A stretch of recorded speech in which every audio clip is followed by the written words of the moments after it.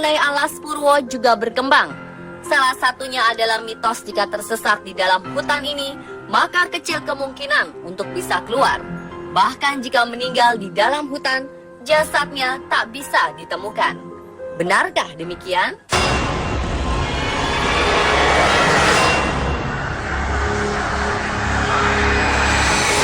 Jika dijawab secara rasional, hal ini mungkin saja terjadi. Karena Alas Purwo adalah sebuah hutan dengan tipe hutan hujan dataran rendah. Jika berada di dataran rendah, maka daerah sekitar akan terlihat sama, sulit membedakan arah. Begitu pula dengan Alas Purwo.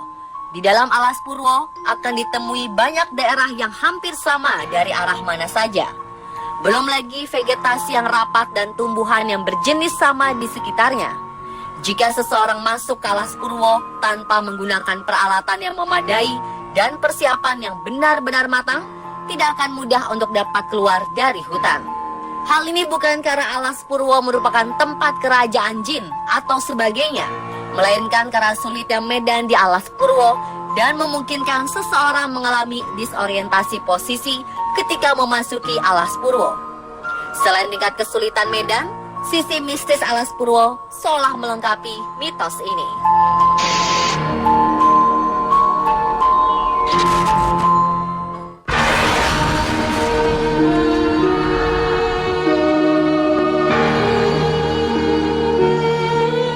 Selain Alas Purwo dan beragam keindahan alamnya, Banyuwangi juga sempat dikenal dengan sebutan Kota Santet. Bahkan pada 1998 lalu, sempat terjadi peristiwa berdarah terhadap orang-orang yang diduga melakukan praktik ilmu hitam, santet, atau tenung. Namun ternyata para korbannya bukan dukun santet, melainkan guru mengaji, ulama, dukun suwo, atau penyembuh, dan tokoh-tokoh masyarakat seperti ketua RT atau RW. Berita ini menjadi momok tersendiri bagi suku asli Banyuwangi yang menyebut diri mereka suku Osing. Warga Osing yang konon dikenal piawai ilmu kesaktian warisan dari kerajaan Blambangan pun turut menjadi korban, hingga nama suku Osing terpinggirkan. Nyatanya, yang terjadi tak seperti yang dibicarakan banyak orang. Saya ingin klarifikasi ya tentang isu santet yang santer kemarin. Mungkin itu sudah identik dengan Banyuwangi. Nah, padahal kalau santet di Banyuwangi mungkin semua orang membutuhkan. Kenapa? Santet di Banyuwangi itu yang tadinya orang tidak suka jadi suka. Itu santet Banyuwangi. Sementara santet yang isu kemarin itu kan santet yang mematikan. Artinya itu bukan Banyuwangi. Bisa jadi orang luar berulah di Banyuwangi hingga membawa nama buruk Banyuwangi. Siapakah suku Osing?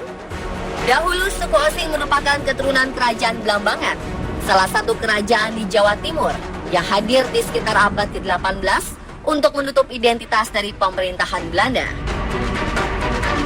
Setelah terjadi perang Puputan Bayu, masyarakat Osing yang dulunya itu orang Blambangan itu tinggal beberapa ratus orang, dan itu hidup berpencar satu sama lain, saling menyembunyikan diri dari ancaman Belanda waktu itu.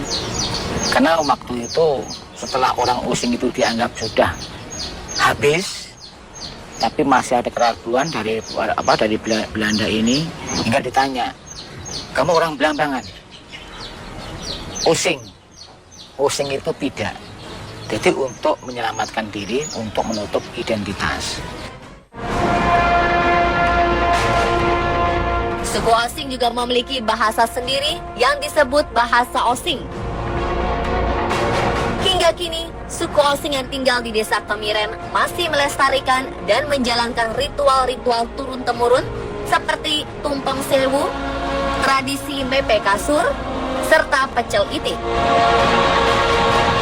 Berbicara mengenai santet, menurut masyarakat Banyuwangi, santet merupakan ilmu pemikat, sedangkan yang berhubungan dengan menyakiti orang lain disebut sebagai sihir. Sisa-sisa kesaktian orang-orang Blambangan saat ini masih bisa dilihat dan terkenal dengan tradisi mantra Osing.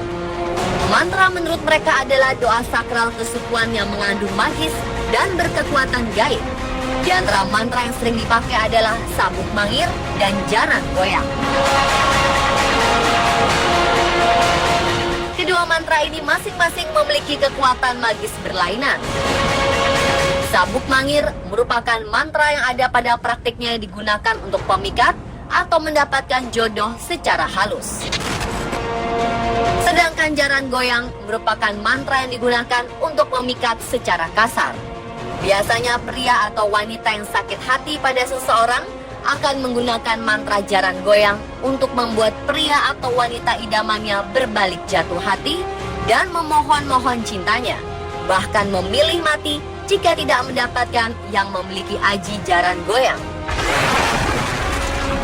Maka itu, Pak Pur memiliki pesan tersendiri mengenai mantra-mantra ini.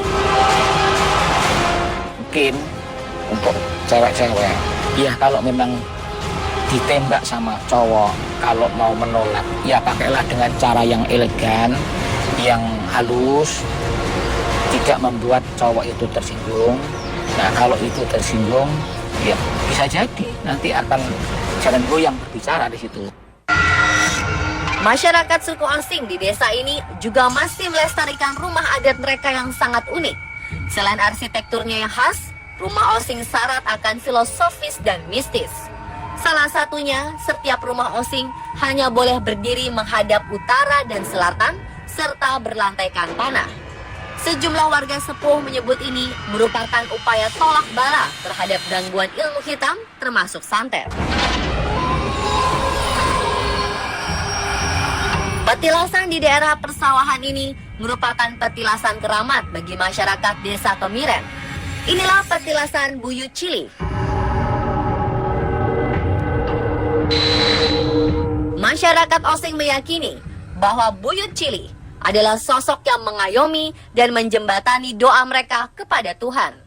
Petilasan Buyut Cili sendiri berada di sekitar persawahan Duku Sukosari, Dusun Kedalaman, Desa Kemiren. Menurut tetua adat, Pak Pur, petilasan Buyut Cili sudah ada sebelum Desa Kemiren ada dan berkembang seperti sekarang. Untuk menghormatinya, warga Osing secara rutin menggelar sesaji setiap Kamis dan Minggu. Begitu dekat secara spiritual dengan Buyut Cili, masyarakat di sini tidak ada yang berani tidur dengan kaki mengarah ke makam. Banyak yang mendatangi petilasan Buyut Cili untuk berdoa dan mengungkapkan rasa syukur atas apa yang telah mereka dapatkan. Menariknya, mereka yang datang tak hanya berasal dari masyarakat Osing saja, melainkan hingga luar desa.